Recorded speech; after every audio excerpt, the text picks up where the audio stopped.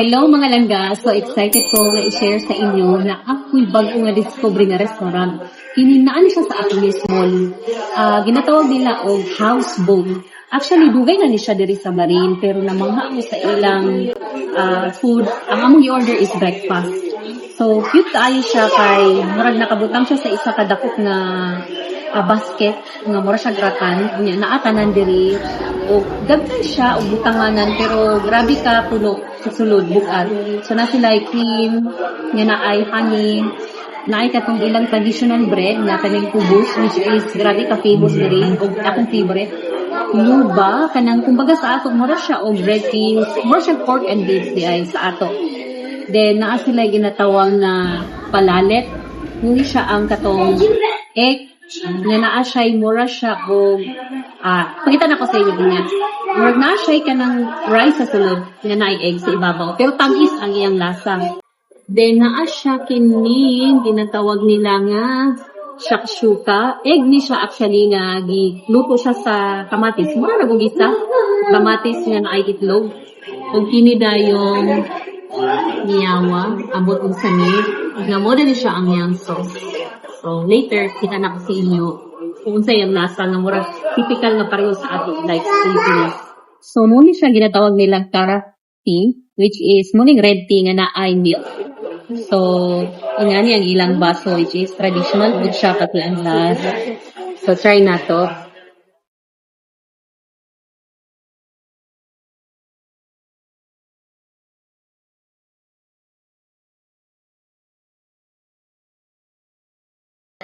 So, unsa pa yung ginahulat?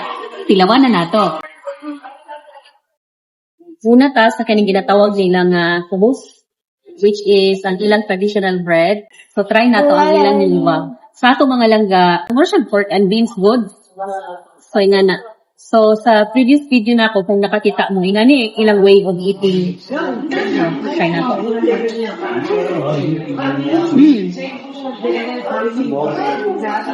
Nga. Makauli ni ko so ani, lamig siya. Kini siya nga food, mga langga, is pwede gid siya sa ating mga Pilipino. Kaya ang lasa niya, wala hindi ka pork and beans sa atin, nga ginatangan nimong bread. Pero ang ilang bread, sa ginatawag nilang kubos kay wala pa siya lasa. Pero lami ang iyang consistency. Kini, recommended. Okay. Next. Kini ang ginatawag nilang shakshuka. So kung tanawon siya nimo, mura siya og kanang corned beef pero dili. Plain na siya nga kamatis nga naa siya itlog. So again, ingana na sad ang way of eating which is mo ni among gina-crave kagabi pa. Grabe. Ayan.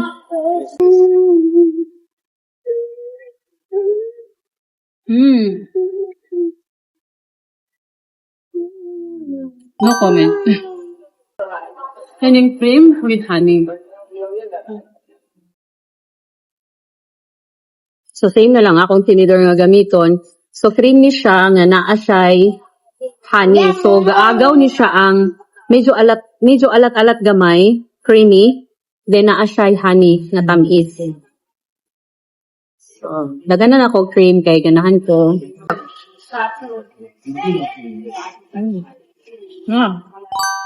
The best.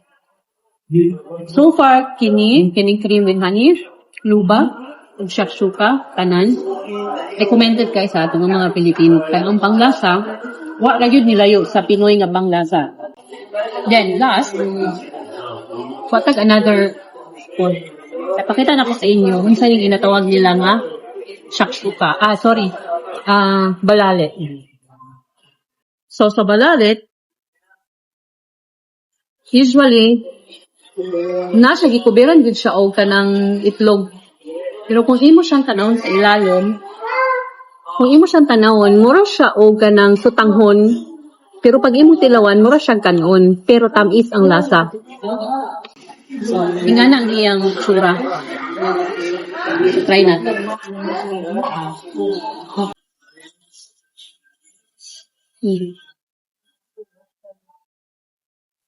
Kabalo na ko sa lasa ani kay Isa ni siya sa akong paborito diri sa Arabic country.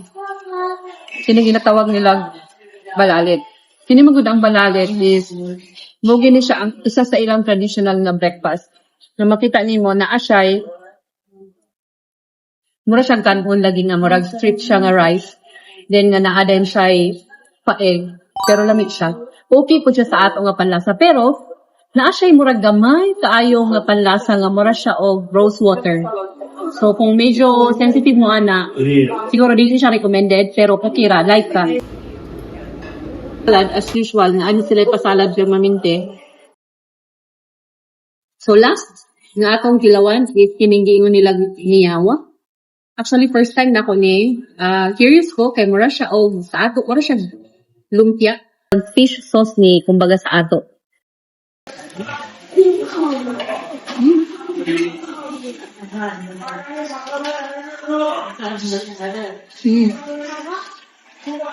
Medyo dili kayo to. Kini siya parat mura siya gyud fish sauce, mura siya ginamos. Pero kini mura gyud siya Shanghai lumpia. Overall, dili kayo naman pero okay siya. So, para sa ako ma-recommend na ko ni nga restaurant. Naani siya sa Avenue Mall as in aside sa service, lami ilang food. Kunya ang price food is affordable. So, you should try. Anhin mo diri. So, mga langga, happy kay ko sa among gi-order karon diri sa Houseboat. Diri ni siya sa Avenue Mall. So, as I mentioned earlier, katong food nga mong i-order, good for two na to siya. As in, busog kay me. So, akong na-realize karon nga importante gyud ay pag moadto pa sa isa ka restaurant na ang food, number 1 nga lami. Pangaduha is, aside sa lami sa food, is ang presyo. Sulit ba o realistic ba nga kana siya nga food is nga ni ang price. Syempre sa panahon karon tanaw sa presyo kung okay ba. So dapat balance lang. Pero nakoy isa ka butang na para sa ako importante gid dayo ang customer service nga kung kinsa nag-serve sa imo. Usahay mo na siya ang atong murag kana bitong maneglect nato siya kay feeling nato pag siya ang restaurant or lami ang food murag okay na pero dako kayong impact pag ang serve is guutan, welcoming, unya dayon gahatag og suggestion labi na sa kanang para sa ako kaganiha first timer ko na appreciate kay nako ang gihimo at isa ka server. Actually yung name si Ronald, diri ni siya gatrabaho sa Houseboat Avenue Mall. So anhin ni siya ninyo diri, bisitahin siya ninyo diri ni sa Barin ha, of course.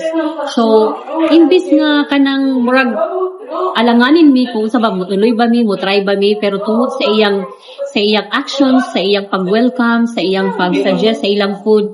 So, overall, makita nimo ang buong restaurant as tiyada. So, sa tanan nga mga kanagapangitag mga restaurant nga asa sila gusto mukaon, okay, presyo, lasa sa pagkaon, importante kaayo nga, maayo ang inyong server. Ambot ko mo agree mo na ako, pero para sa ako is importante siya. Kaya usahay manggod, nikaon ka kay, dili kay nagutom ka or gigutom ka. Nikaon ka kay gusto lang ka nga murag feel better, but at the same time, kung ang imong ambience, labi na ginag-serve sa imo is lain kay batasan, diba makawala siya sa gana. Actually, bisag unsa kalami sa pagkaon, sa tinuod lang, bisag unsa kalami sa pagkaon, bitter kay ko namang ko experience kagahapon. Bitter jud kay ko kay dili lain man gyud yun kay bisag unsa kalami sa food pero ang server o kanang gakuhag order o kanang basta kanang staff nagatrabaho sa sulod sa restaurant dili sila welcoming, halos dili mo katawa, at the same time dili ka balo mo accommodate sa ilang customer. Zero gyud. So I hope nagustuhan ninyo karon ang akong vlog. So don't forget to like, subscribe, o comment pa mo kung unsa pa nga mga restaurant nga akong atuan nga gusto po ninyo makita diri sa Barin. Bye!